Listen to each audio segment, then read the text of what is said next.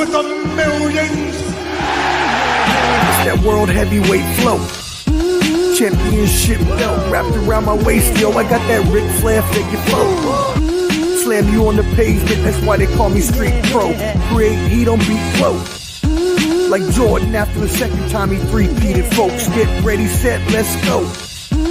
Fight toe to toe, release the flow created by this mic pro. Lights, camera, get low. Action packed, back to back. In fact, this monster will grow. Y'all better let him know. Man with the master plan, and you have no need to know. You came prepared, now get ready for the show.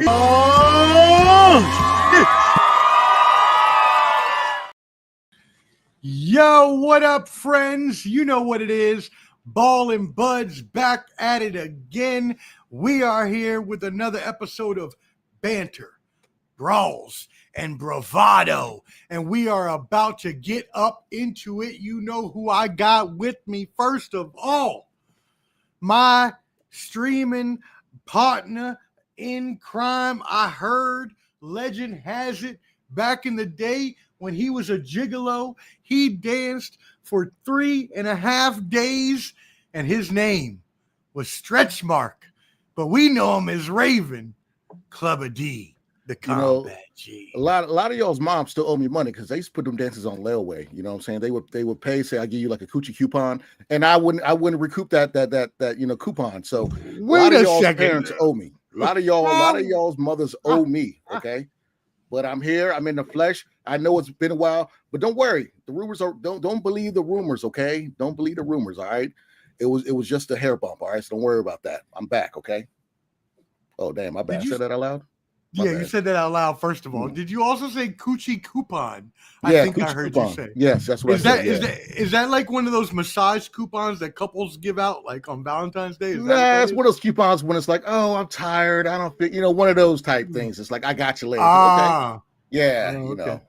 All right. I'm dusty, so you know how it goes. Hey, we'll be talking about the rest of that later. Make sure y'all tune in and stay tuned because we got a great episode today, and we got some special guests on. First of all, you saw him on Monday with me. He is our MLB insider. He is Ball and Buds correspondent. He is, and let's be honest, I can't even say brother from another because all of these dudes are brother from another. Let's just be completely honest right there. But I heard that he ran a mile in 3 minutes and 98 seconds. And yes, I know that means 4 minutes and 38 seconds because he ain't fast enough to break the record. But he is our favorite ginger, Mike Wheby. It's 396.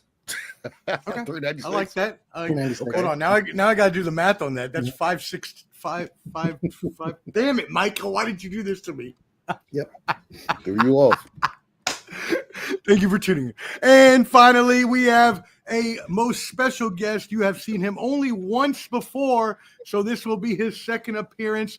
If you don't know about him, you better get your local comedy club to request him to come in town because he is the next Dave Chappelle. And legend has it, he actually rapped with Dave Chappelle at the Roots picnic. And also, Tony Hawk is impressed by his kickflip. Comedian Bajuan Malave. What's up, everybody? I mean, you got to come in a little more excited than that. I wanted to say I definitely don't want to get sued by Dave Chappelle because he's going to be like, I don't remember that nigga. Yes. He was at the Roots concert. You're like, who? What a way to wait. So you were not at the Roots concert, is what you're telling me? I was at the Roots concert. I wasn't with Dave Chappelle. Okay, all right. He was with David LaChapelle. For all the folks at home, 396 comes to 4 minutes and 36 seconds on that mile. Okay. You had time to think about it, and I got caught off guard. I don't want to hear about that. My math is good, so I don't even want to hear that. Time, so. Omar is a G at math. I'm not going to front. I want to thank everyone for, having me on the show. I'm here in my home studio in Los Angeles, California. What? Yeah, and AKA Shark City. Right. I would not. What we got on the definitely agenda be able today? to, What's on the agenda? Yeah, no, I definitely would not. I agree. I just want to agree with Michael real quick because back in the day, and Clubber D can attest to this, in the military, we used to have to do PT. And so at that point in time, that was my best running a mile that I could ever do in my whole entire life. And that at my best was only 6 minutes and 36 seconds. So I must say, and yes, don't look at me like that. I was fast. I was fat, but fast is like what I used to call it. You know, what I'm we saying? ain't talking track and field. Don't look at me like that. You talk about when you used to hit the keypad.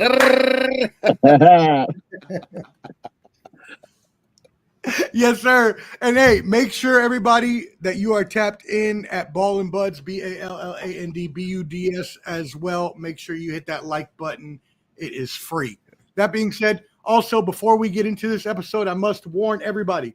This is parental advisory is must necessary because there will be cursing. There will be talking about things that you do not want your children to hear. So please cover those ears, those earmuffs, or send them to bed because we do not have time for your bullshit. We are starting this off. All right. Now, Clubber D, I wanted to get a video on this, but unfortunately, I think it's copyrighted. Mm-hmm. But I want to start us off with a hot topic that you have been posting a lot of video about, and that is 37-year-old men and under attempting to play football, but not just football, tackle football during the week. Can you tell me how you feel about this? Oh, yeah. So I don't know if it's a semi-pro league, but the guy, I think his name is Spray Ray or whatever his name is on YouTube. Spray Ray. Lovely videos called 37U of grown men with receding hairlines still trying to live their tackle football youth. And the problem with it is there's one common denominator with everybody on that field. When they get hit really hard, you know one thing that they're thinking about the next day is, I gotta go to work, okay? You know damn well that when they're at that Amazon or forklifting job that you got to go to work the next day, and your insurance is not going to pay for that, okay? So that is, you guys need to look up, just type in 37U on YouTube. I'm on it. It's crazy. Yeah, the job definitely won't pay that at workman's comp for off our injuries. I mean, the hits are so bad. People are getting their backs broken. It looks like, Mike. What do you think? I think I could probably get one play in before I crumble, turn to dust. Probably get one or two snaps in.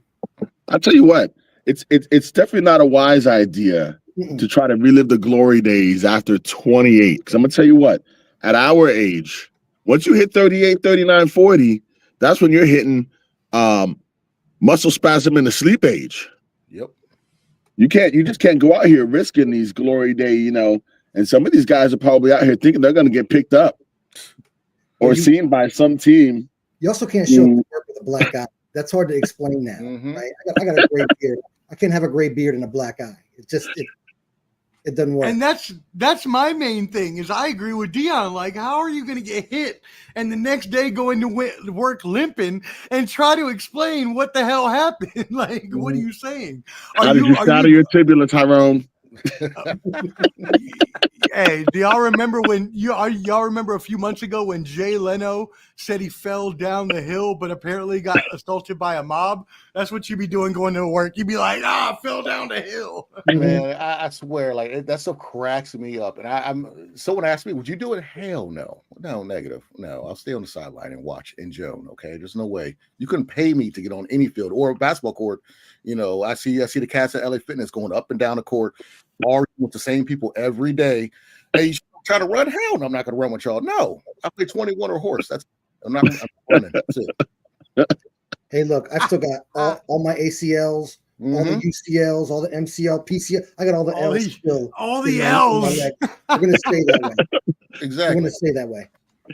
Try to pay no every acronym muscle is gone. Bad enough when you have reflux. It would, to me, it would be crazy though, because I'm in a mind state where, like, I think after I got married, I was so relieved because at that point I knew I had to do nothing to impress anyone else ever again. Right. Right. Like most of the stuff we do is really peacocking through society to try to, get that chick, right? Like whoever she is. But once you get married, you're kind of like, I'm good. I'm done. I don't need to impress anyone. I don't need to comb my hair, brush my face, Oh, do shower, brush your anything teeth, anything? spectacular. Wow. All that? So Tracy just like you, Dusty, huh? Oh, Damn. hey, I'm dusty in the morning, bro. I'm dusty in the morning. You call me Dusty Rhodes. I'm with you too. I'm Dusty all day. Waking up smell like what you want to do this morning. So stupid. Anyways, all right. Hey, I'm glad y'all joined in with us. We see some people piling in now, so thank y'all. Hit that like button while y'all piling in. We're just about to talk shit about a bunch of different topics for no reason. Thanks for tuning in. Joking around with friends. Well, give us a topic about that too.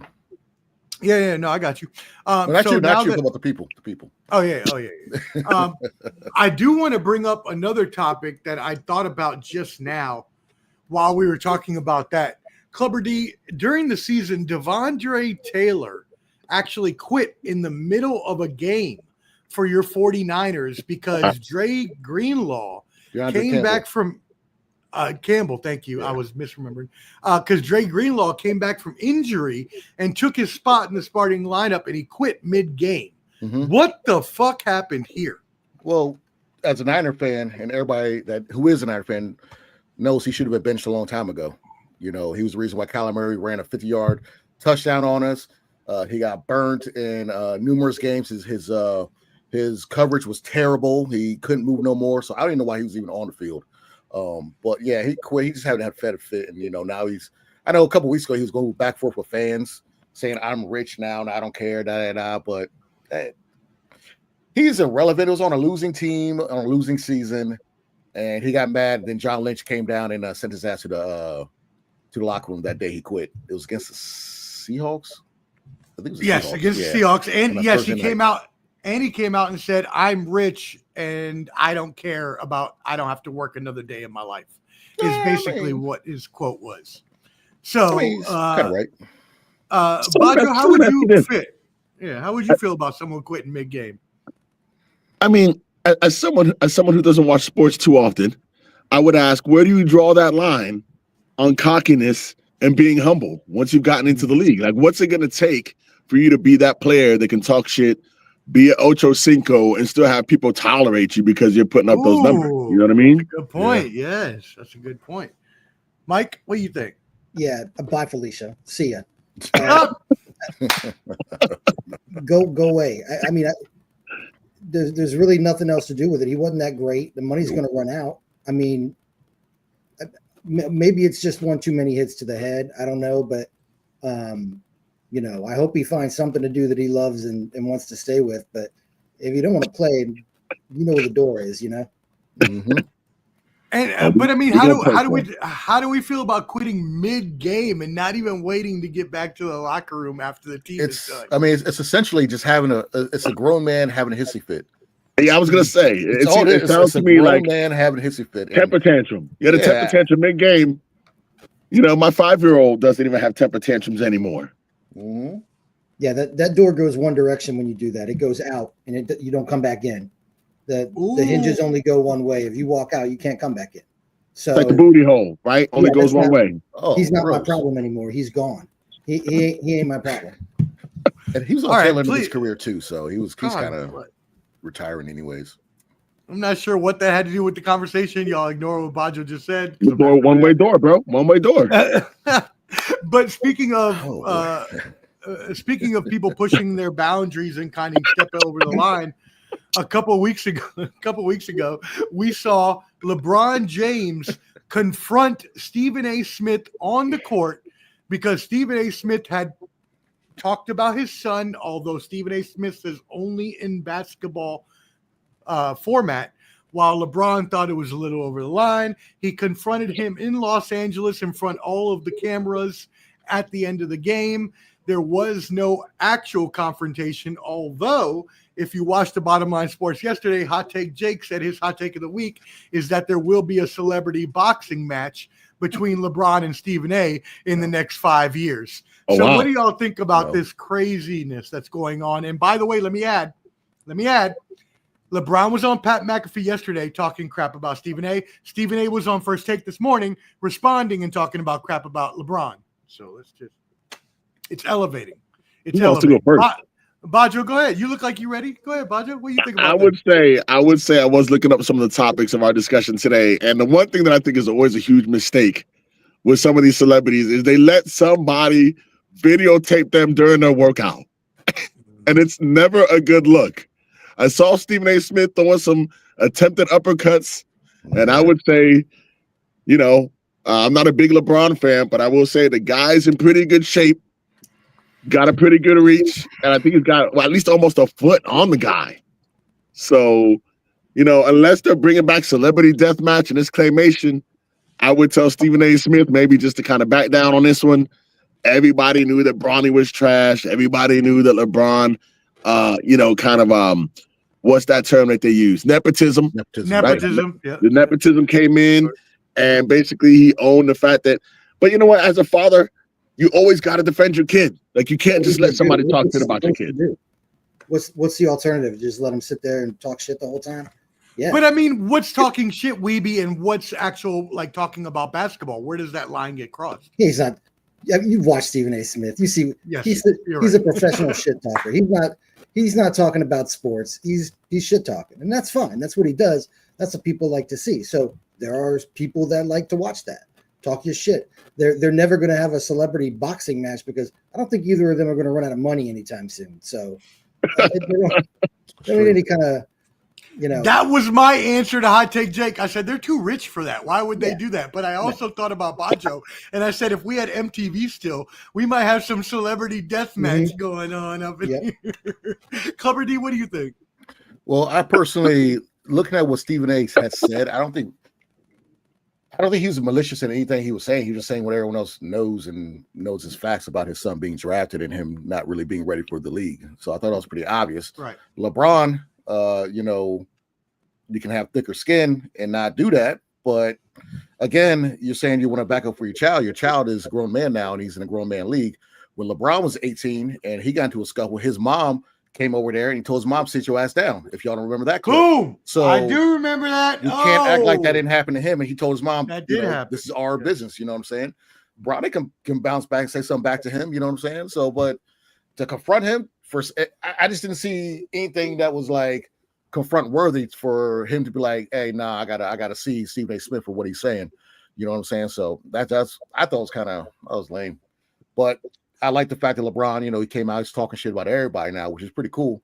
Because he's at the point in his career, he can do whatever the fuck he wants to, talk about whoever, and they're not gonna do anything about him because he's already an icon, he's a superstar, he's one of the GOATs, he's whatever you want to call him. So I like the fact that he's coming out now, going on all these shows and going on like a little press tour of not giving a fuck. I give him credit for that. I think once you put on a French maid's outfit, at that point you've kind of crossed that line of like caring what people think about you. I mean, that is true. It's just something that I'm going to point out. Like, I mean, as a dude, I feel like you kind of lose that credibility unless you're doing something on screen. If you're in a female outfit and you're not, getting paid for it. I mean, we know Martin Lawrence did the Shanae. Jamie Foxx did the I'm Ready to Go. We know that some of our favorite icons have dressed up as female, but nothing like that.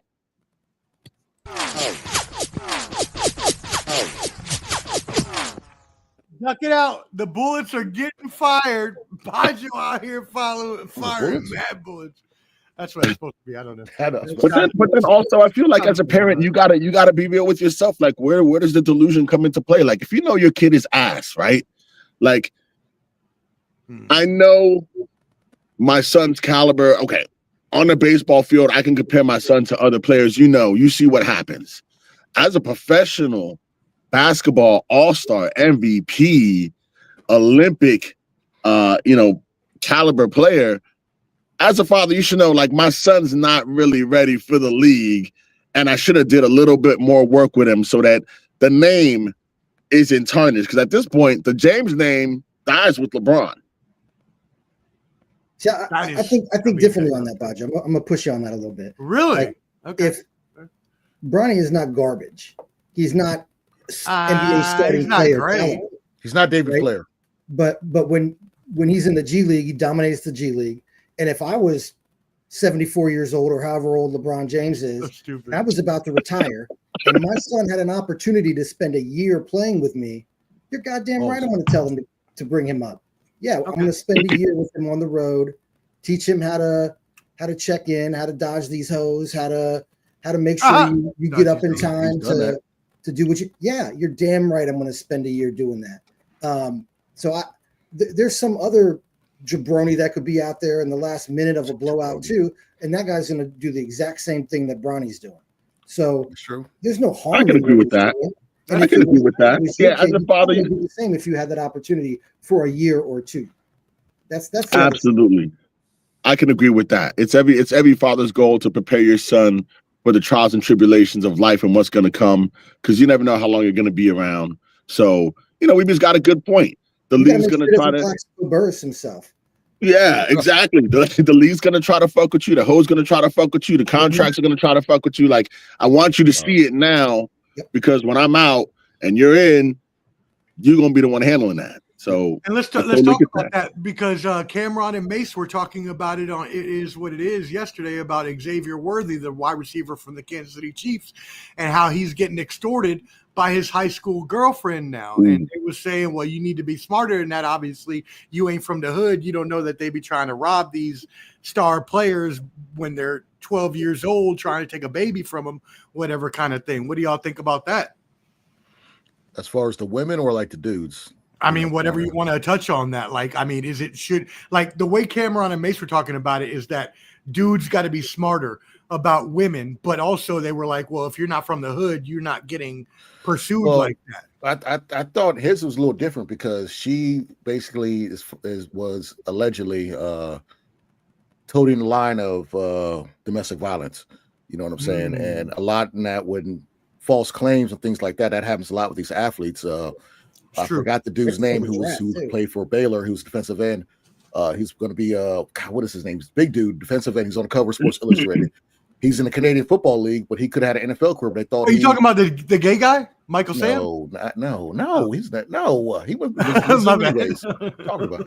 I said the dude from Baylor, who was a defensive end, and he got the domestic violence charge, and he had to go to the CFL and all that stuff. And then come to find out years later that he didn't do anything. There's been a lot of people where that domestic violence, it did or didn't happen, but the person lied and they ruined their career. So that's what I thought that's what she did to him, and try to kind of get money out of him, and then say, if you didn't give me the money, or I'll say you beat me, or did some stuff like that. I think hers was kind of like that. So you would extortion. You would think that at this point, like, if I ever reach celebrity status, anyone, you might as well just buy yourself a pair of prescription meta glasses, so you can body cam record everything. So there's something like this goes down. It's like, look, Your Honor, I got it on film. Like, there wasn't nothing sketchy about it. She hit herself with the oranges, like the chick from Thin Line from Between Love and Hate. Like, you know what I mean? Because too many athletes are getting pegged, no pun intended, by the law, because it's all on the word of a woman saying, hey, this happened, that happened. You can use Jonathan Majors as a good example. Jonathan Majors was a good example of that. He had some fetishes, but he didn't do anything harmful to this lady. He admitted that he hit her. Oh, did he? Yeah, he admitted it. Yeah, they got him on tape saying that. Yeesh. Well, I retract that statement. What I would say is a pair of meta glasses wouldn't hurt. But yeah, Cameron and those guys were right. Like, especially like everybody knows, you get into the league, you're here to chase money and girls, fame, status. You might as well be smart about it, because the money, like Wheby said, the money's gonna run out. Nobody gets paid on endorsements forever. That's why you see a lot of these guys becoming news anchors or whatever it is, because it's like, yo, I realized I only got about 2-3 years of this finance left, so I better pick something up. But yeah, at this point, if you're getting gamed on by girls on some sex shit, that's kind of like on you, man. They're right. Like, be better than dumb. It's an age-old game. Yeah, if only his dad was in college with him.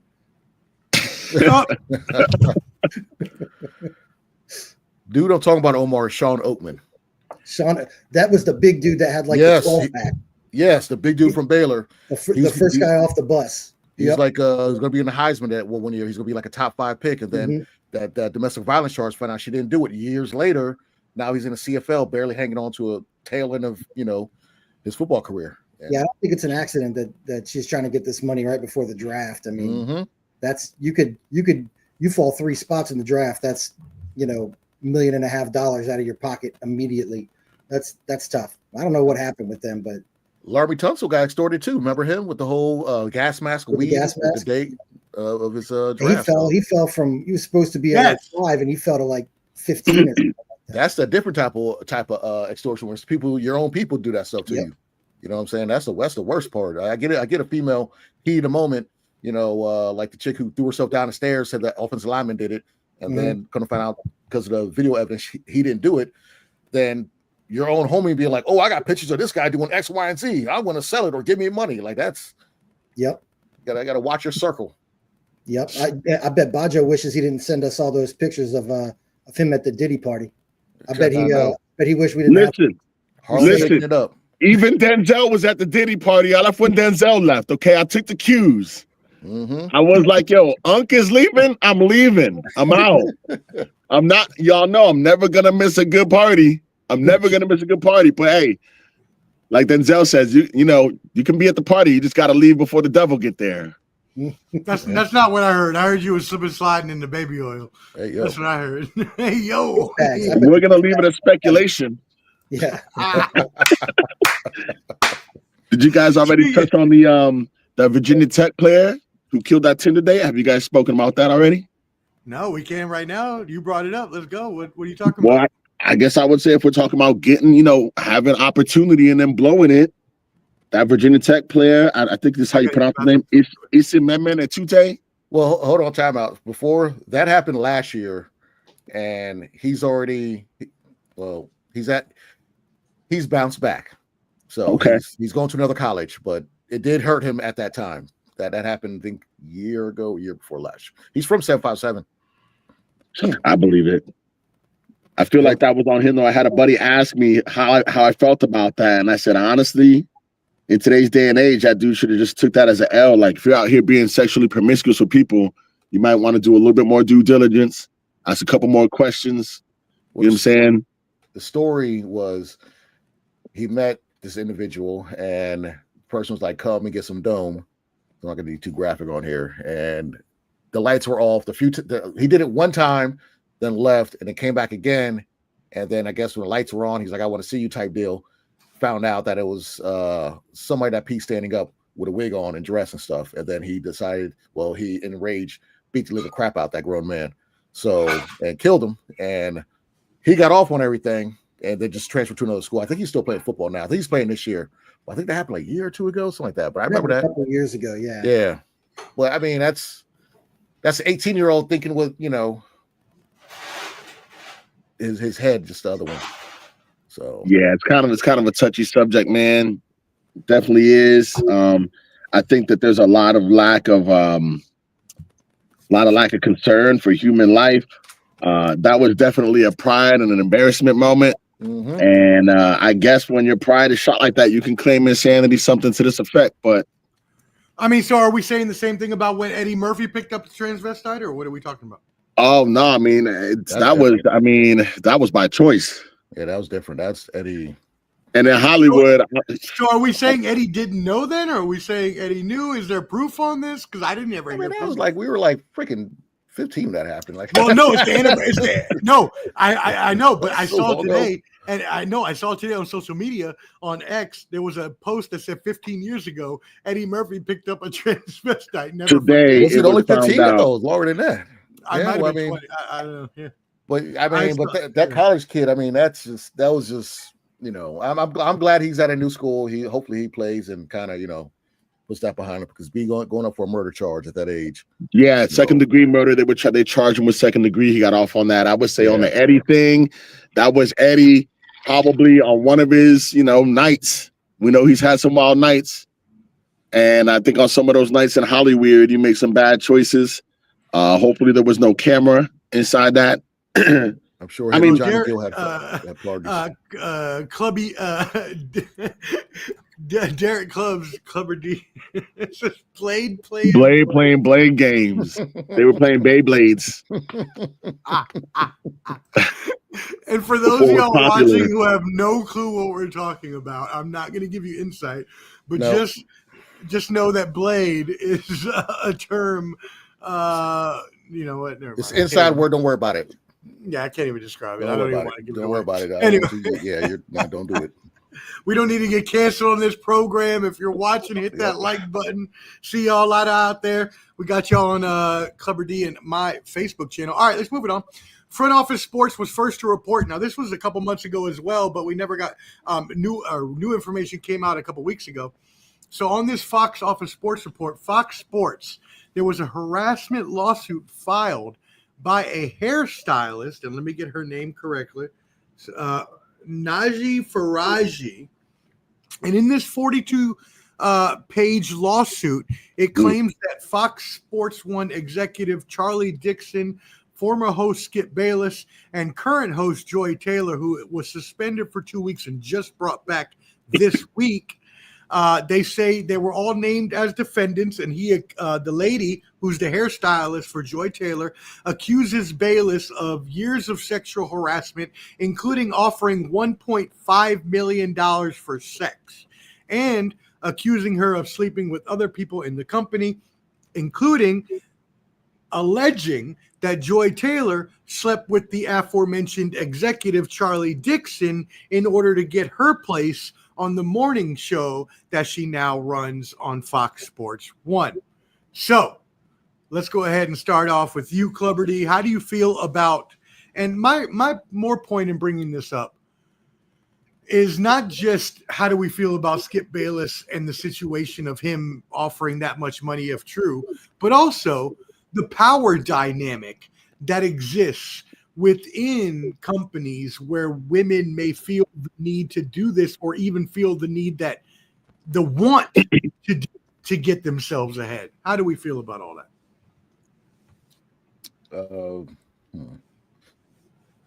I'm trying to think how this first came out. Damn it. First of all, she was when this happened, I saw a video of Marcellus Wiley talking about it. He used to work with her, and obviously this is Jason Taylor's sister. She was a waitress first before she got this job, and she was married to Earl Watson, the basketball player and coach. Yeah, I mean, she got the job because of connections, I believe. We all know what she looks like because they made a gazillion memes on her. She's hot. Let's not. Yeah, she's very beautiful. This type of stuff happens. Oh shit! Not much shit over. This type of shit happens pretty much a lot of like uniformed jobs. Put it like that. Mm-hmm.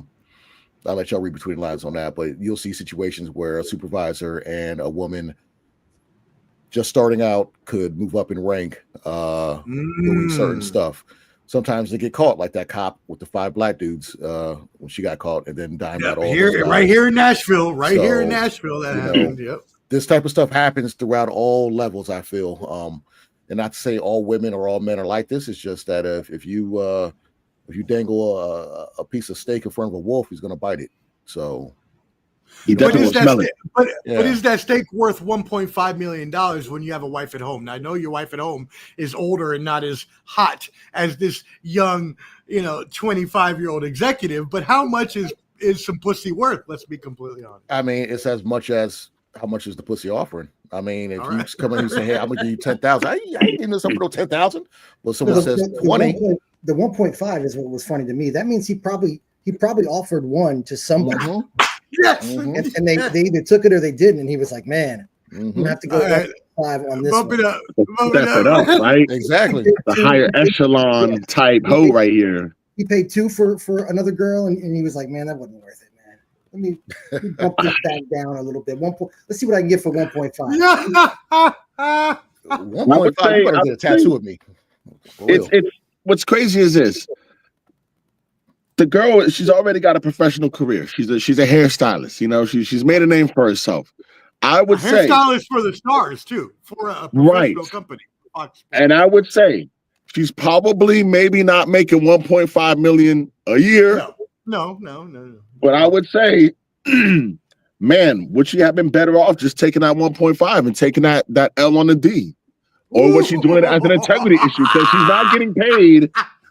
She's not getting paid, I doubt, 1.5 million for her story by anyone. Nope.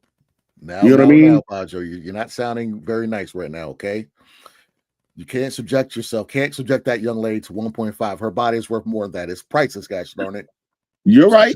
You're right. By the way, I'm not going to doubt that anyone shouldn't be paid, but I mean, there are women out here doing a lot more, getting a lot less. If my whole thing is, I think the important thing to point out is, regardless of the sexual intention behind it. Yeah, I know. I was trying not to laugh, but Omar frozen in the funniest position. What's more important is that, you know, people do need to be called out for thinking that they have the leverage to just persuade or buy someone. You know what I'm saying? Like, in a sense, it's almost like sexual auctioneering. Yeah. Like, do I have one? Do I have 1.5? I got 1.5. 1.6. Yeah. 4,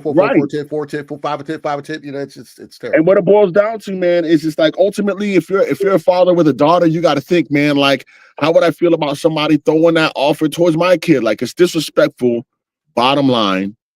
You know what I mean? Like Omar said, dude's had a wife, he's been married. You know, the lack of integrity in the people in positions of authority is really the thing that needs to be pointed out. I'm a firm believer that, honestly, you can't even get credibility without doing some pretty heinous stuff today. You know what I mean?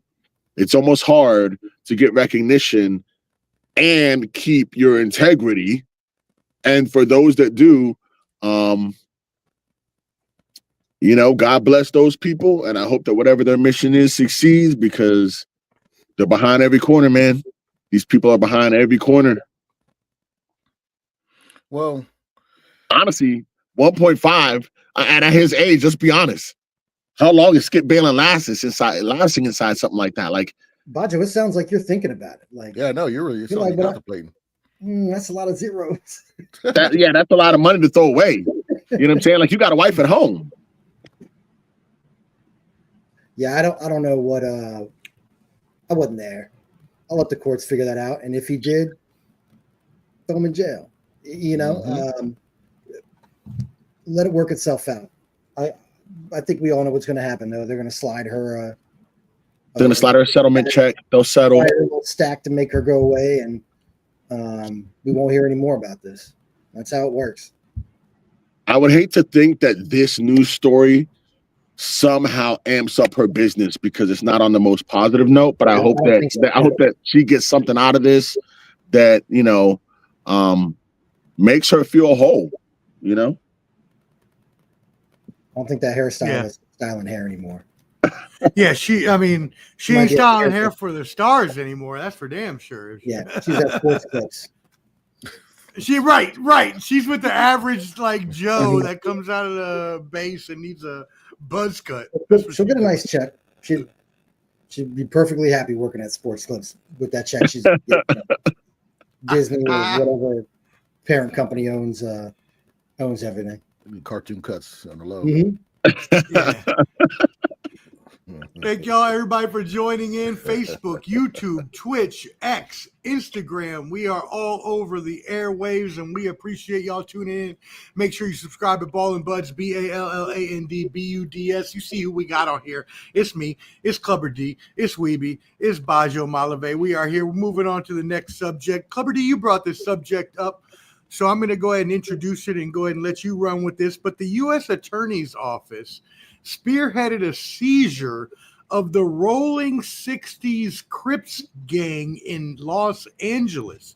So the story on this is called Operation Drawdown, and it was originally aimed at Eugene Henley Jr., a.k.a. Big U, who is now on the run from government law enforcement. Apparently, the Operation Drawdown.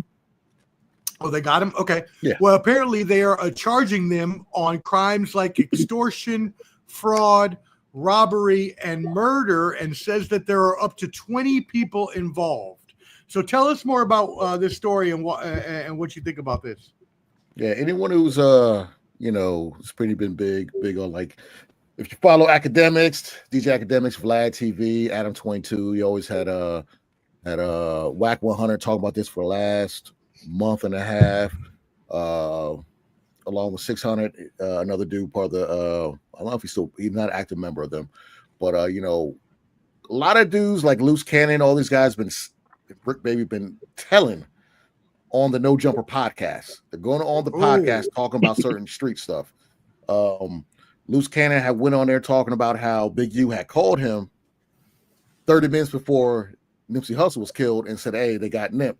And then Loose Cannon said he called Nip and was like, "Hey, what's up?" He's like, "Hey, what's up?" He's like, "Oh, never mind." Hung up, and 30 minutes later, he was killed. So that's wait a second. Are you saying this is akin to the Signal classified intelligence drop that I know that? They got him on racketeering. The murder is not for that. The murder is for one of his Big U's childhood friends.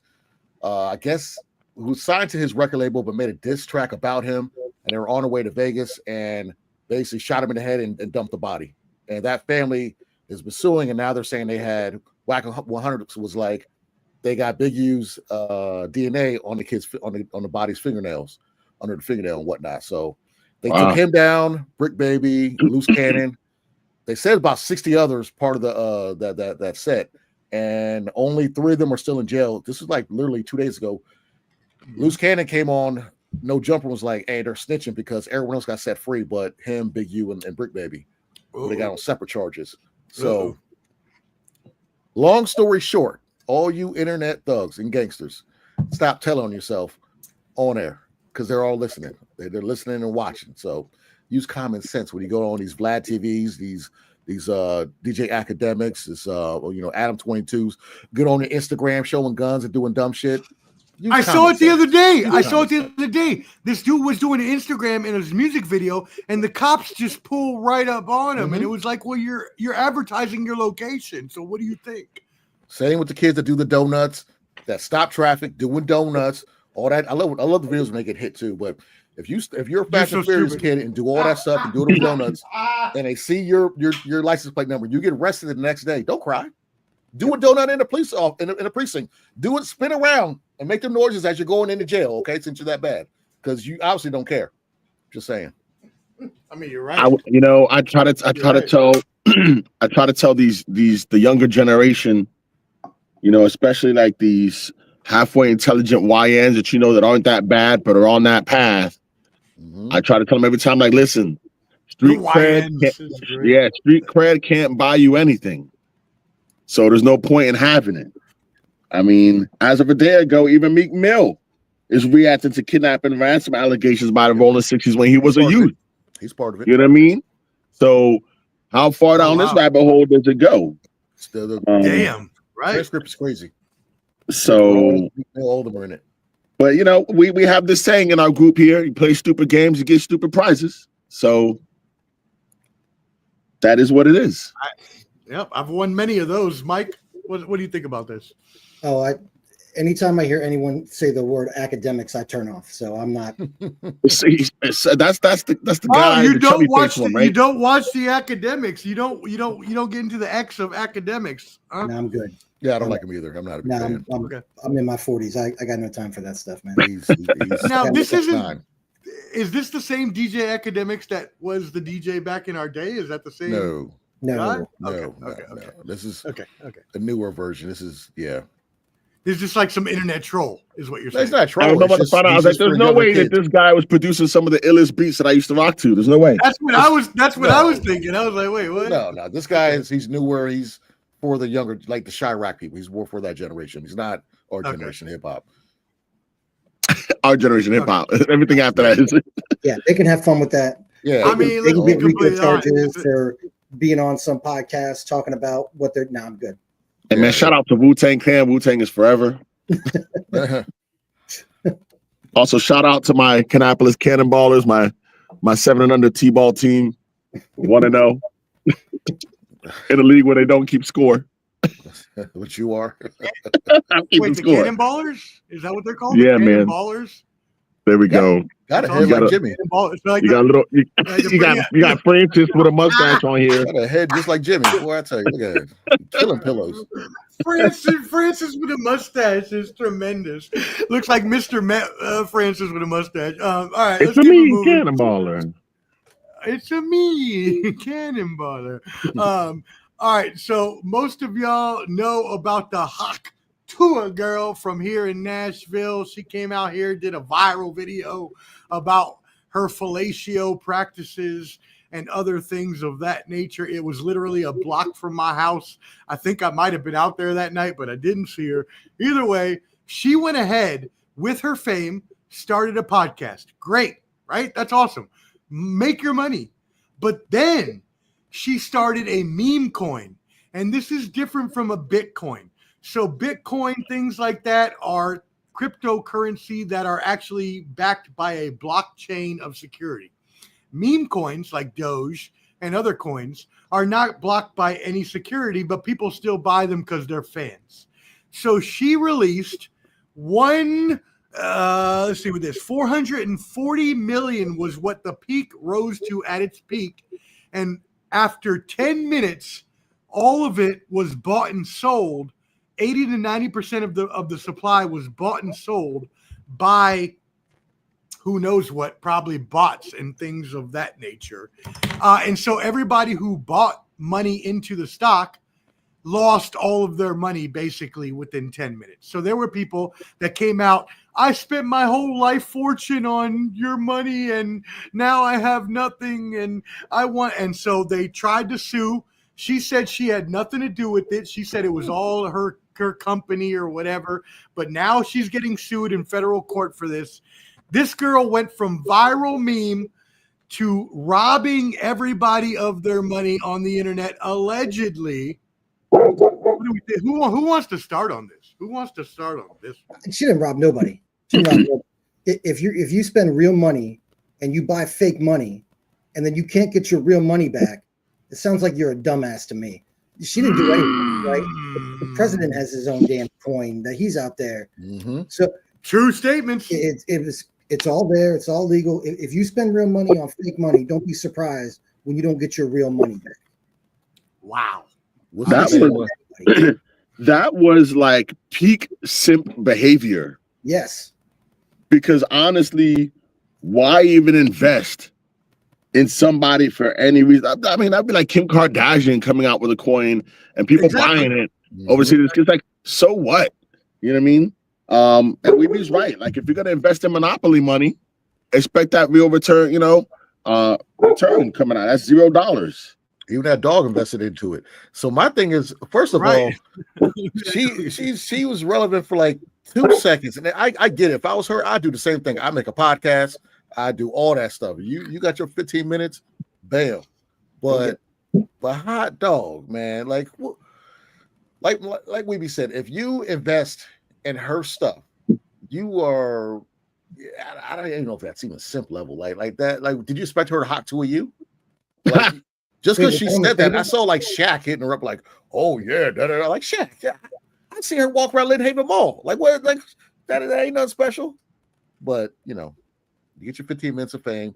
Hamzat Chimaev of the UFC did the same thing with one of those little fake coins and got outed for that fake stuff. So, I just sit back. Wait, did he really? What? Yeah. Did he really? When was that? Yeah. A couple months ago. We talked about it. I brought it up. Oh, damn. I don't even remember that. That's crazy. So why is it? Okay, so why do people think they can just rob their fans of money instead of just asking them for the money? Same reason why people buy, I think it's because they can get away with it. They're never gonna have to face their accuser in real life. But people buy a candle. But Bayo, if someone from your middle school go ahead. If someone from your middle school put a GoFundMe out, right, and you felt bad for that person and you happen to be kind of friends with them and you paid money into that GoFundMe to help them, but then they go out and they, go to King's Dominion the next day. Like, how do you feel about yourself, right? Isn't that how these people feel? I wouldn't say that. I think that with GoFundMes, does the money go where you think it's going? Who knows? But when someone's doing a GoFundMe, I think internally you feel like you're donating or being charitable. With the meme coin, that was just like stupid investing. You know what I mean? Mm-hmm. You always hope that with a GoFundMe that your money's going to the better cause, right to the right place. You don't think somebody's gonna Suzanne Summers the money. But with the meme coin, it's like why even feed in or give that girl more money? She's already got exposure. And I'll admit it, I'm never gonna contribute. I'm a low-key hate on something that I don't think has any kind of value, right? Like, I won't necessarily speak shit on a Hawk-Tuah girl, but I think she brought no value to anything or anyone. So why would I invest in that? Right. Did Will literally called Will do a GoFundMe? I mean, it's literally called a meme coin. She didn't rob anybody. These are just dumb people that spent real money on fake money. That has the word meme in the name of it. Mm-hmm. You can't cry broke when you do that. You can't. I got robbed here. You're right, Wheby, because I told people last year when I did a whole episode on this about meme coins and how you should not spend your money on them because they are not real coins. And unless you get in on the top percent, like when people got in on GameStop at the first minute and then sold all their stuff, you're not going to make any money. You're just going to lose all of your damn money on this. What was it like 5 years ago when people were buying like pictures of monkeys? Yeah. Like those NFTs, you paid $100,000 for a picture of a monkey, and then you lost your $100,000. That sounds like a problem. What do y'all think about the guy that bought the banana off the wall for $3 million? The art, was a donation. That was a donation to the museum. That was a donation. I need to be an artist because some of the stuff I saw a guy just take the paint, throw it against the wall, and roll around on the ground. Yeah. But not only that, man. Take my hog and just put it smeared on the wall and just I would. Wow. And I'll tell you that any scam artist or well-wishing investor or anyone in the Illuminati or tied to would know that the best way to throw your money is into art, because art you don't pay taxes on, you can liquidate. Like, art is like literally the way you invest this money now, because it's always going to increase or appreciate in value, right? So I think some of these idiots saw this as that opportunity, or like with that, even with the banana, you buy $3 million, it's a tax write-off. If it's a donation and you keep the art still has the value, and you write that shit off on taxes. Like, all this shit is just nothing but low-key scamming. It's all scamming, bro. But how do we feel about him making all of his money off of crypto and being able to buy that banana from crypto? Well, that's one of the people who bought it. It's just like Gwyneth Paltrow. She has a candle that smells like her cooch. If she's selling that and you are the fool to buy that and smell it and lick it like a fool, like that's on you for doing that. Who would buy a candle that smells like cooch? You know what I'm saying? Erykah Badu did it. Yeah, but I mean, more power to them for doing that, but you got people that are gonna do that stuff. I'm about to sell a candle.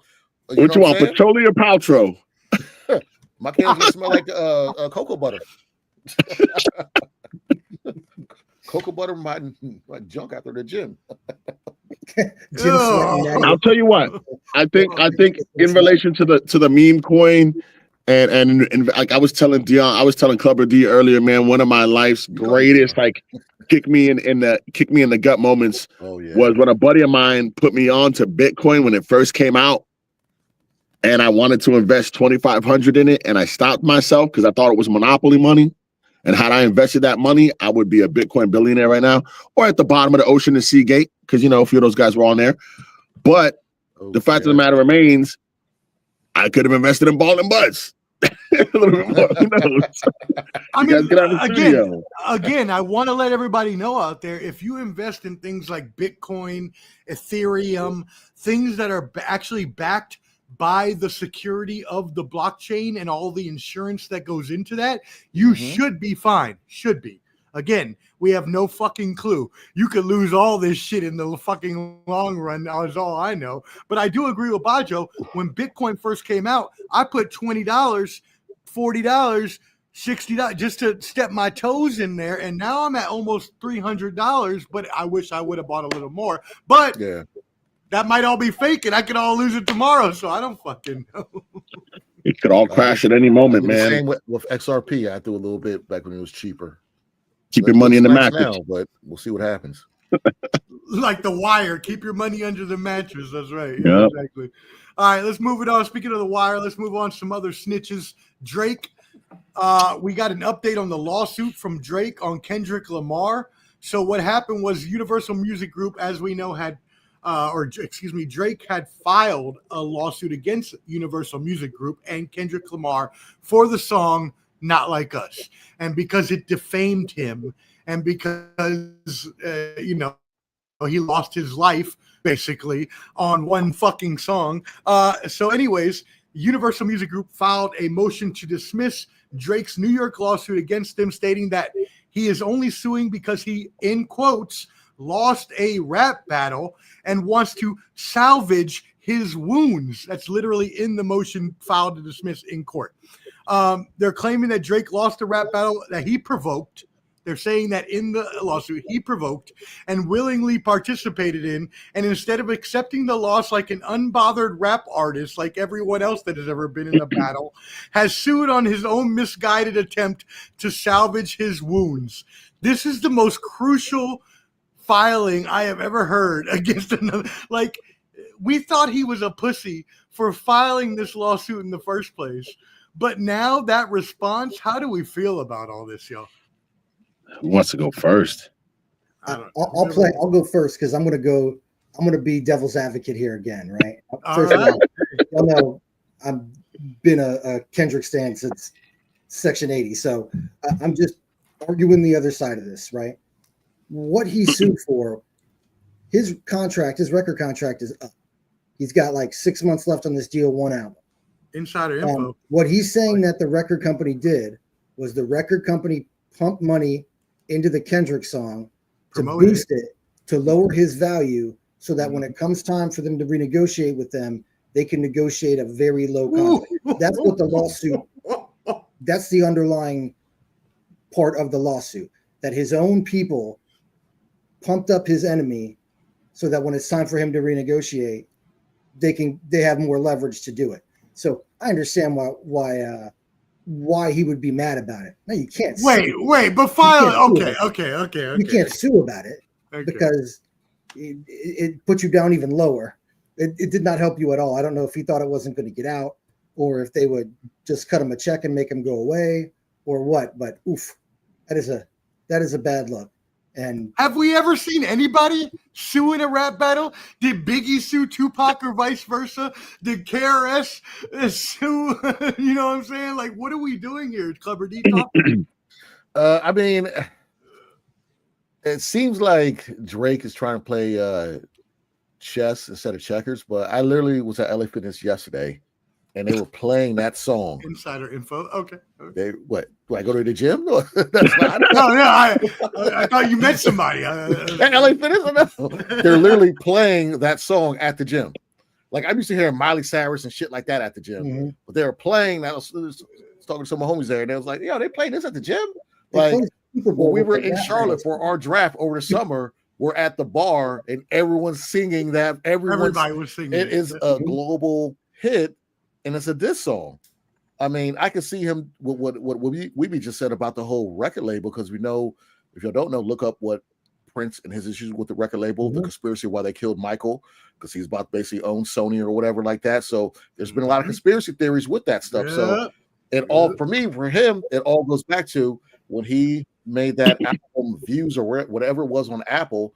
Jay-Z wanted him to sign with Tidal and be part owner in his own stuff, have his own stake. So if he would have done that instead of going to the big dogs, he probably would have to deal with this. He would have been his own boss, but he chose to go the opposite way. And hey, Michael, they're saying that this conveys non-actual opinion and only rhetorical hyperbole. Hyperbole. Yeah, thank you. I know how to speak. I just Hyperbole. shut up. Trying to read and talk and think about at the same time. And further claims that there is no basis for a suit since Drake failed to file a claim for harassment in the second degree. Yeah. Started it. What if I get it if I'm him, because what rapper's still been hot? A rapper, singer, whatever you call him, has still been hot. What is he, 40? He got to be 40 now, right? He's close. He's a little younger than me. So Yeah. he's 38, 39. Drake.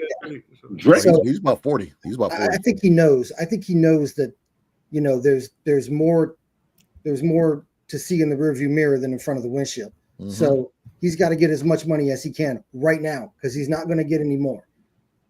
Right? And no one's signing Stevie Wonder to a $50 million record label deal right now. Drake is 38. His next check Jay is his 38, last check, right?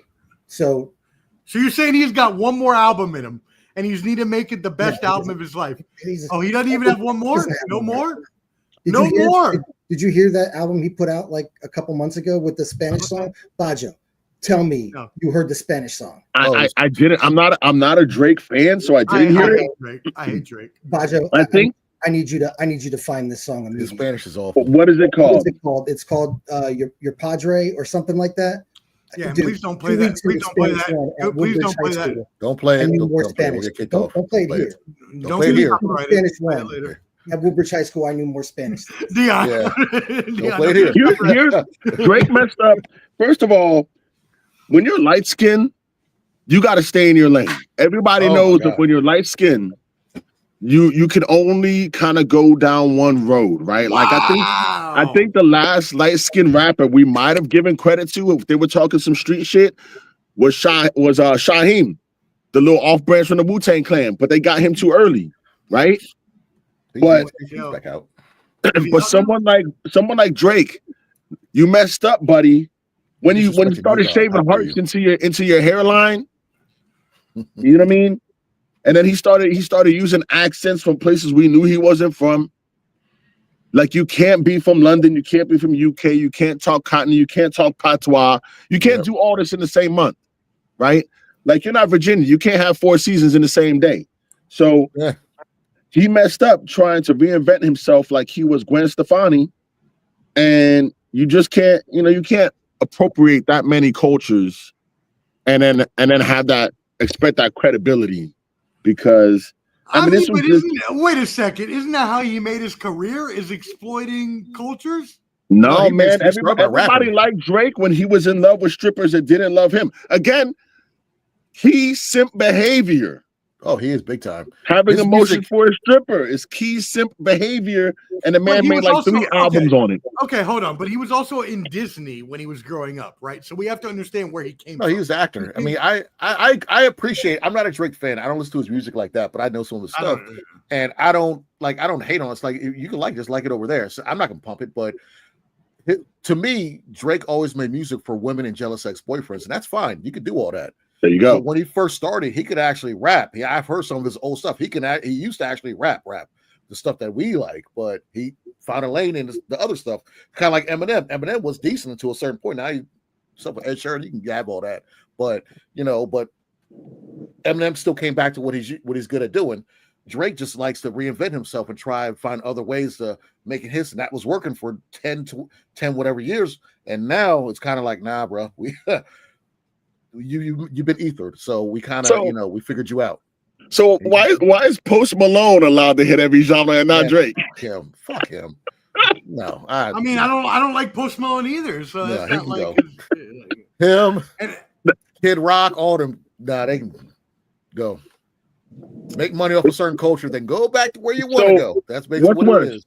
What's worse, Drake acting tough or Beyonce acting country? They're both. She's from Houston, first of all, so she is country. Well, what? Not that country. You know, there's a black rodeo every year in Houston, right? No, I do, but I'm saying though that the music that she made, the music on her album, a lot of it was supposed to be like old school, like country, not like. You don't think she heard that growing up? I'm not saying she didn't. I'm not saying that. That's my family. But what do you think about that? Because a lot of people are hating that in Nashville. They don't want her making that. What color are they? I get it. Okay, so it doesn't matter if she had great stuff. They talk about Shabuzi because he was a rap song and it sounded right, country. and that's not a good song either, though. You know what I'm saying? By the way, he stole that song. Can we talk about him stealing that song? Yeah, I just said it's a rap song. He stole it from a rap song. Guys, no Woodbridge on Woodbridge violence here, okay? Yeah. No Woodbridge on Woodbridge violence. We're not going down the Shabuzi road. Yeah, I'm not. Wait, he's from Woodbridge? You did not know that. Tommy Richmond are both from Woodbridge. No, I didn't know he was from Woodbridge. Yeah, him and Tommy and Richmond, that's Woodbridge. They had like #1 records.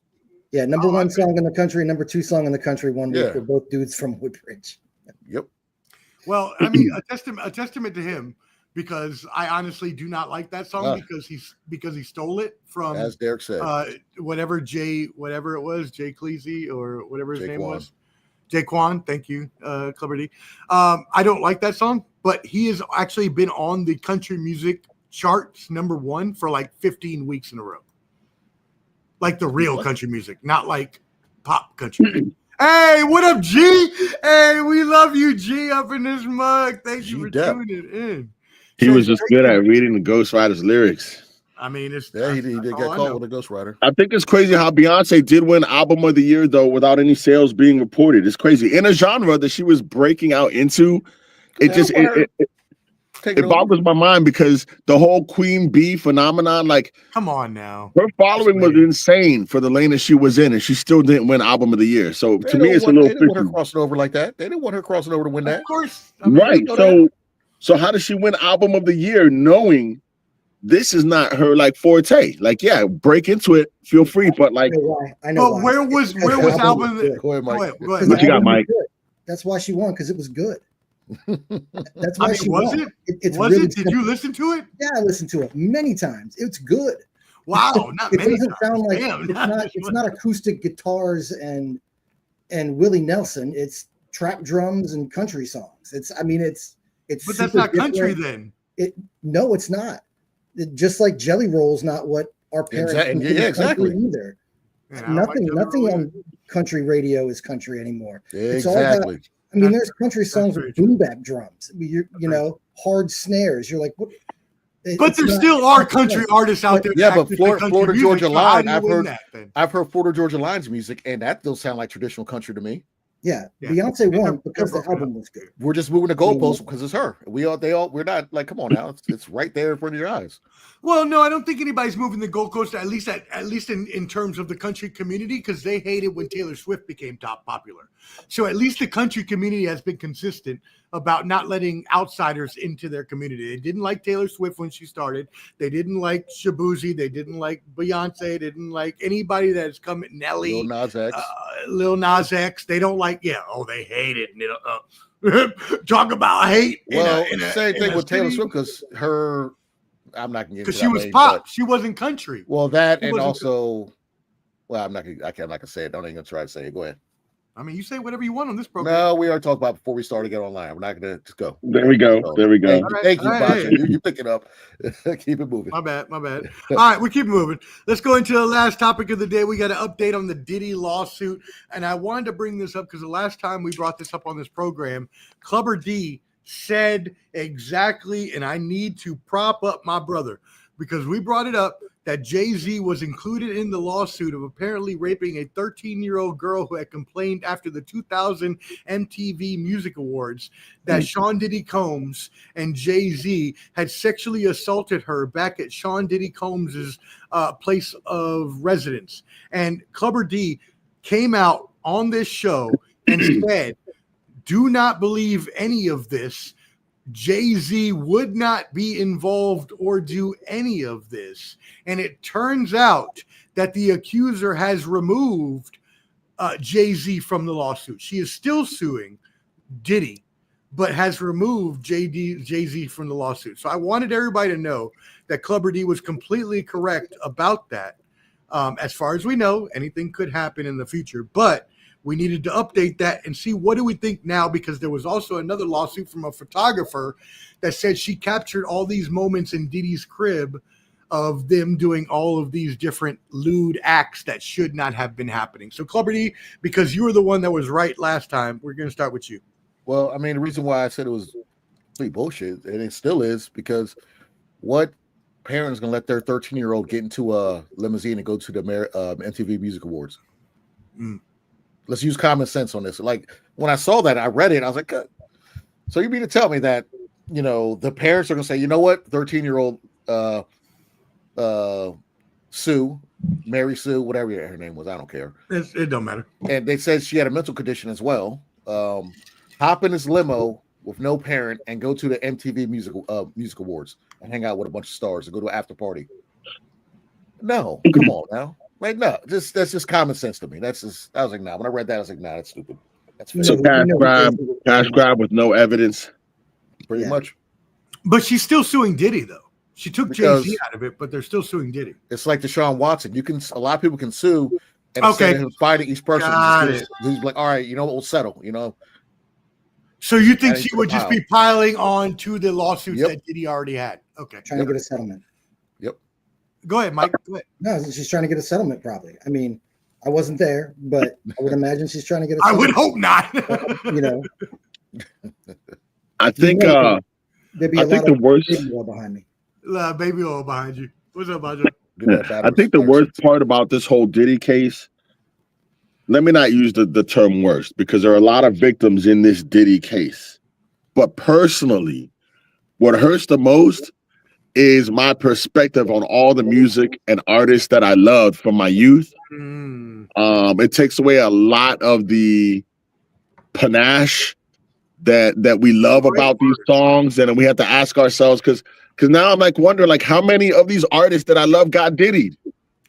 You know what I mean? Well, I'm separate because I don't give a shit. Like, I still listen to R. Kelly. I still listen to Michael Jackson. You know what I'm saying? I don't give a damn.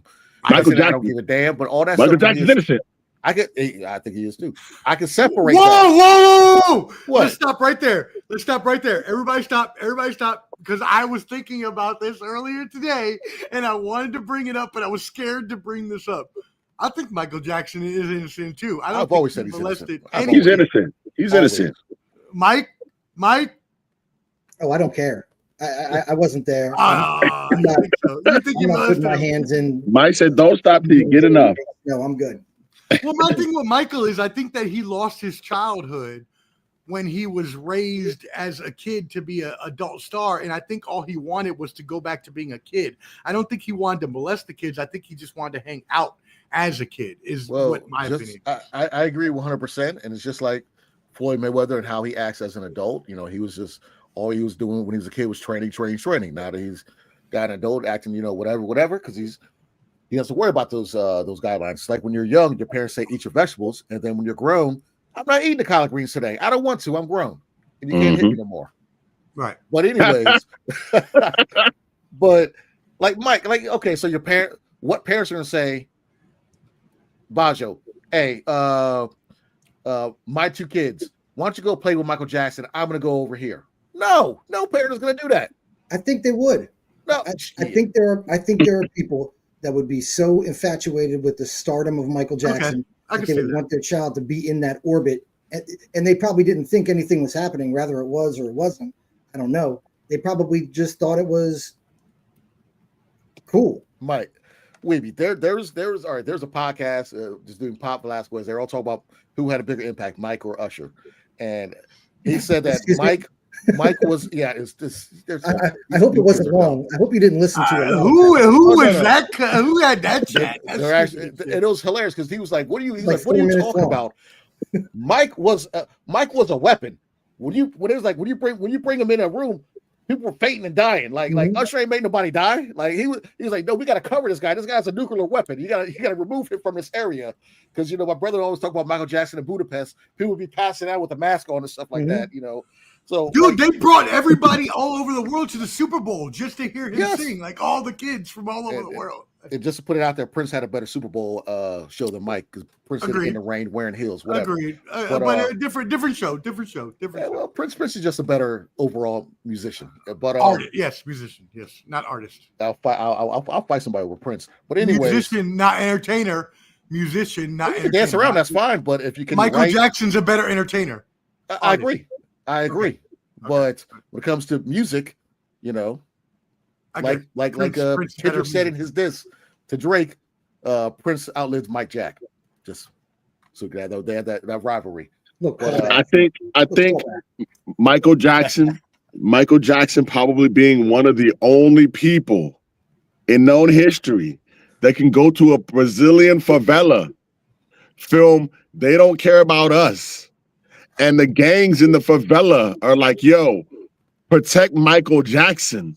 Yeah, yeah. Nobody goes into a favela getting protected. Allegedly, they said he was a Crip. He beat up Tupac. I heard he beat up Tupac. There's That stories did out there not he beat a Crip. happen. He did Over not. Quincy Jones' daughter. DJ Quick said that in an interview. They said multiple times that Mike Jack was a Crip, for real. Mike was a real nigga. He was a real nigga. Like, And I'm telling you, look it up. They said Mike was a Crip. He's from Gary, Indiana. Mike Jack. Yeah, you don't come out of Gary, bitch made. No, Gary's a tough ass place. Let's get that correct right now. Gary, Indiana. Joe Jackson. Yep. And navigating the music industry when stars were abound. Like, His best friend was a rat named Ben. Like, he don't, like, come on, who befriends a rat?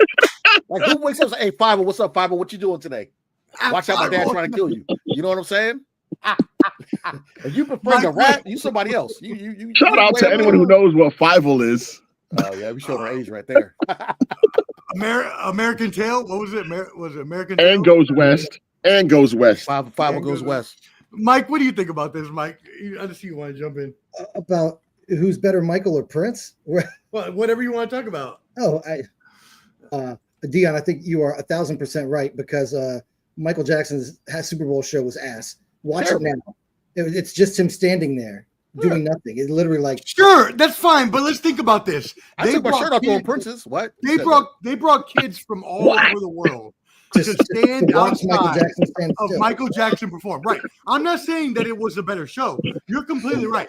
Prince in the Rain, Purple Rain, better show, no doubt about it. But Michael being able to have kids from all around the world, ain't no kids from all around the world in China coming to see Prince. Yeah, but their moms will.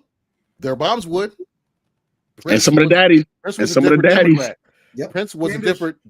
Prince didn't sing for kids. He sang for grown people. Okay? Right. Candace Blaylock says Prince is better. Period. God dang right. She's right. I think we need to look at this as artist and musician. No, artist is the better musician. Prince is the better musician. Michael is the better entertainer. This could be a whole other podcast. Okay. An entire other podcast. Because we can talk about the American Music Awards when Prince killed Thriller. But I can argue both sides and say that there is nobody outside of James Brown that has more ass albums that exist in the public than Prince. There's outside of James, there's nobody. Say that again. Music, and a lot of it was really bad. But Michael Jackson released the real early stuff when he was like between the Jackson 5 and Off the Wall. That stuff's pretty bad. But everything else there's not a lot of bad stuff out there. Prince wiped the floor with him.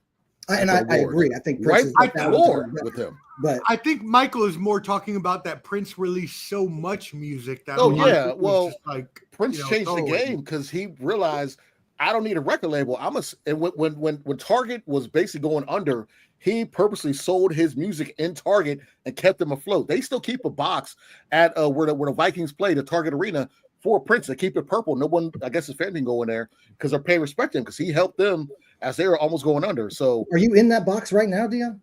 Right there, got the purple going on. I'm not wearing pants right now. Okay, I got a Prince pillow I'm sitting on. There's some insider information for you. What? Sorry, I don't want that inside. I'm moving the purple for Prince right here. Yeah, I'm about to start my OnlyFans art show and just swing my junk across the wall. I hate that joint purple. Just, yeah. After his stripping name was Stretch Mark, it was Pooh Bear. Yeah, that's right. Strip with just the shirt on. That's it. I'm coming out of retirement. Shoot. Catch him at OnlyFans stretchmark.poohbear. And I'm gonna have a sidekick called Neosporin because I'm be hurting. God, dog. Yo, we thank y'all for tuning in. We're just bullshitting now, so we're probably gonna just stay on and bullshit for a little bit more. I don't have any more topics, so if anybody else has topics, we can talk or we can just get off. But man, we appreciate y'all for tuning in. This is so much fun with all my friends. Like, I'm gonna be honest, these are 4 of my brothers from another. I've known all of these dudes for over 30 years, and it is a pleasure and an honor to be able to stream with these three gentlemen. Anybody got any other topics I want to talk about before we get out of here? We'll save it for next time. Yeah, for sure. We're not gonna talk about how Bajo's in a booth right now. Smug. I'm in a booth. You got the costume from Karate Kid Part 1, the shower curtain. That's what it is. This is my permanent Halloween costume. I don't have the attachment piece where I can get up and walk with it. It's just a little obtruse and cumbersome. I didn't think it would be appropriate for the podcast. Besides, I'm standing in one spot. But yeah, me and the other Cobra Kais, we're coming for you this Halloween. Keep an eye out. Hey, and what you got going on? My bad. I was just about to say, thank you. Nope, that's just what I was going to say. You got to tell him. Ask him. No. Hey, Bajo, tell everybody what your new business is, my friend. Well, everybody's got something going on. I think that recently what I've dove into is I just started, I didn't just start. I started a business. It's going pretty well. I think everyone should. What's it called? Right here, I have a business. It's called Paid Entertainment LLC. There we go. Right? Everybody wants to get paid. I do voice work, voice acting, narration. I'll send your lady a sexy message over the airwaves because this voice is golden. At my current occupation, almost 10 years. We won't say where that occupation is, but a lot of people told me that I was in the wrong business. I should be using my voice to make money. So that's what I'm doing now. And I've made money and the business is legit.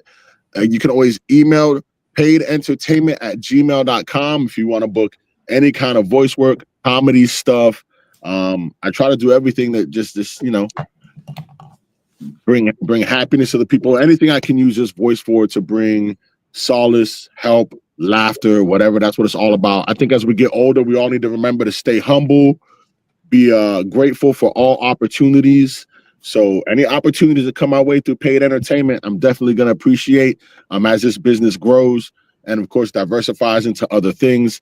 But mainly, everyone should start a business just so that they can manipulate the money that they're making. Like, you can do all of your everyday things and find a way to write it off for tax purposes. You know what I mean? Your gas, your vacations. You can buy a house through an LLC with zero money down on a down payment. Like, there's so many ways to manipulate this money.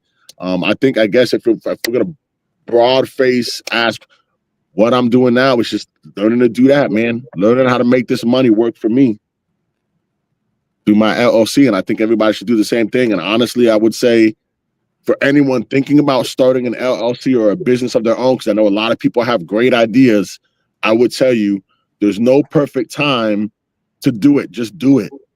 And you can do everything on your own. Everything can be done online. One lesson that I learned the most from starting a business is that as soon as you try to make a buck, people will try to take a buck. Scammers will come out of the woodwork. You'll get letters and people saying, oh, we can provide this service for you or that service for you. All things that can be again done on your own. You can chat GPT the information, generate all your own documentation, get things notarized at banks. But again, you really got to watch out for the scammers, man. It just goes to show you that you really can't try to make a buck in this country without somebody trying to scam you out of it. That's one thing that I really learned. So just keep your head on a swivel. We have these things right here. A lot of people don't use information. We live in an information age, and so many people choose to remain ignorant to processes when really me and Dion were talking about earlier. In life, you can literally YouTube, trial and error, and get through anything. Damn, Skippy. Yeah, I'm gonna give my bit of money advice too before I get out of here. Right. Invest in only two things: low risk index funds and some of that Hawk-Tuah coin. Hey! Don't do that. No. And it brings it right back around, ladies and gentlemen. Low risk index funds, Hawk-Tuah coin. You will thank me later. That's right. Hey, you know what? Meme coins and NFTs, y'all. Mhm. Only the four of us could bring back around that comedy for you. Did you see that? Did you see how we brought everything back from beginning to end, like full circle? Hey, With these episodes, we certainly try to Hawk-Tuah and spit on that thing for them. And I think we found a good foursome, gentlemen. I think we found a good foursome going forward. Pause. Pause. Like hell. I'm picking Wheby as my partner in pickleball right now. I'm calling it. Pause as well. Pause as well. Pause as well. It's a sport, ladies and gentlemen. Ghetto tennis. You know, you playing pickleball with no paddle and shit. Everybody. Yeah. All right, guys, I gotta run. I'll see you soon. All right, fellas. All right, thanks for watching, guys. Thank you, brother. Appreciate it. Everyone at home, thank you so much for watching. I got one last thing. My dog is. Did he fall? Oh, anyways. All right. What are we talking about? Okay, so April 26th, okay? Yes. We will have a fight party, a watch along, a reaction, of the counter band Chris Eubanks. I will do that on YouTube, okay? I'm working on my page. I'm working on a Clubber D page. It will be out soon. And by this weekend, you guys will get a George Foreman video. Right on Ball and Buds, but I'm working on that too. I was gonna say, wait a second. Why are you making a new page when you can just put it on the? No, I want my own page so I can do my own shit. That's why I'm doing it. But it's gonna happen, guys. Damn. Everybody gotta have a dream, like DJ said from Hustle and Flow. Everybody gotta have a dream. No, I mean, hey, I'm not mad if Clubber D wants to start his own Clubber D page. I got OnlyFans. I got fans only. I got a lot of stuff to put out there. I can't have you tied up in on that in lawsuits. You know what I'm saying? It's gonna be. What am I talking out loud? Let me shut up. Hey, you are good. Account coming soon. It don't matter either way because Clubber D can start his own account. He's still gonna be part of Ball and Buzz, so it don't matter. Right. We all together. We all family forever. No matter what happens, these three dudes that are on your screen forever and ever. So yeah, check out Clubber D there, and also you're gonna check out Clubber D and I on the the 13th. I believe is before UFC 314, I believe. So you'll catch us there together. 13th? I think so. Yeah, I think it is. So that's the next time you'll catch us because I'm probably going to take a little bit of a 2-week break as well. I think I'm taking a break for a couple of weeks. My dad is in town. I'm going to go see him right now. So we'll probably come back for Clubber D's is the next one we'll come back for UFC 314. And then, yeah, we'll go ahead and hit off some other shows during then. And until then, we really appreciate y'all for tuning in. Thank you so much. Again, thank you so much to our special guest, comedian Bajuwan Malave. Y'all make sure you tap in with him on Instagram, Bajuwan Comedy. He is doing the comedy circuit all over the 757, and you should request him in your nearest town. Pretty funny. Very, very funny. One of the funniest I know. You can catch Clubber D the Combat G at Ball and Buds as well on TikTok at Clubber.D. And as well, make sure you subscribe at Ball and Buds on YouTube, BALLANDBUDS. Make sure you hit that like button. Even if you're watching on the recording, it still helps us out in the algorithm. And we'll be back soon. Holla. Later. 5,000. He's with the millions. It's that world heavyweight flow. Championship belt wrapped around my waist, yo. I got that Ric Flair figure flow. Slam you on the pavement, that's why they call me Street Pro. Create heat on beat flow. Like Jordan after the second time he three-peated, folks. Get ready, set, let's go. Fight toe to toe, release the flow created by this mic pro. Lights, camera, get low. Action packed, back to back. In fact, this monster will grow. Y'all better let him know. Man with the master plan, and you have no need to know. You came prepared, now get ready for the show. Oh,